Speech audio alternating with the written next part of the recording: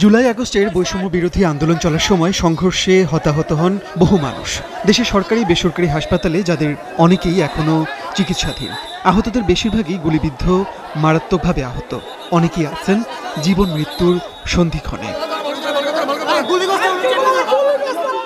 অন্তর্বর্তীকালীন সরকার গঠনের পর ছাত্র জনতার আন্দোলনে আহতদের প্রয়োজনীয় চিকিৎসা নিশ্চিত করার উপর জোর দিচ্ছে বৈষম্য বিরোধী ছাত্র আন্দোলন, যার ধারাবাহিকতায় শনিবার দ্বিতীয় দিনের মতো রাজধানীর বেশ কয়েকটি সরকারি হাসপাতাল পরিদর্শন করেন আন্দোলনের সমন্বয়করা।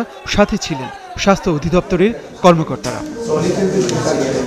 বিকেলে কুর্মিটোলা জেনারেল হাসপাতাল পরিদর্শন করে বৈষম্য বিরোধী ছাত্র আন্দোলনের কেন্দ্রীয় সমন্বয়করা অভিযোগ করেন, আহতরা সরকারি হাসপাতালে এখনো সঠিক চিকিৎসা পাচ্ছেন না। তাই বিশেষায়িত ইউনিট করে আহতদের চিকিৎসার ব্যবস্থা করার দাবি জানান তারা। এই আন্দোলনকারী যারা রয়েছে, শুধু ছাত্ররা, যে কোনো বয়সের হোক না কেন, তাদের যে বিলগুলো নেওয়া হয়েছে লক্ষ লক্ষ টাকা, এগুলো যেন প্রাইভেট হসপিটালগুলো ফেরত দিয়ে রিফান্ড করে তাদের যে ইমেজের একটি সংকট তৈরি হয়েছে সেই ইমেজটি ফিরিয়ে আনার ন্যূনতম যে চেষ্টাটি সেটি করে। স্পেশালাইজড ডেডিকেটেড কেয়ার ইউনিট করে দেওয়া হয়েছে, যেখানে শুধুমাত্র আহতদের চিকিৎসা করা হবে এবং সেই চিকিৎসাটি হবে সম্পূর্ণ ফ্রিতে।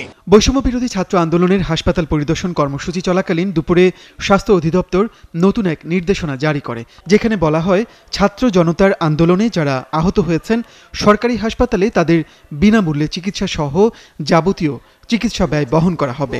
এছাড়া বেসরকারি হাসপাতালগুলোকে আন্দোলনে আহতদের চিকিৎসা বিল না নেওয়ার কথা বলা হয়। প্রত্যেক স্বাস্থ্য ব্যবস্থাপককে আমরা বলেছি, আপনাদের যদি সার্ভিসে কোনো গ্যাপ থাকে, আপনাদের যদি দুর্বলতা থাকে, আপনাদের ট্রলিম্যান যদি টাকা নেয়, আপনাদের পরীক্ষা নিরীক্ষা করতে যদি তারা নিগ্রহের শিকার হয়, ব্লাড ব্যাংকে যদি নিগ্রহের শিকার হয়, তাহলে ছাত্র জনতা কিন্তু আপনাদের উপরে কোনোভাবে ছেড়ে দিবে না।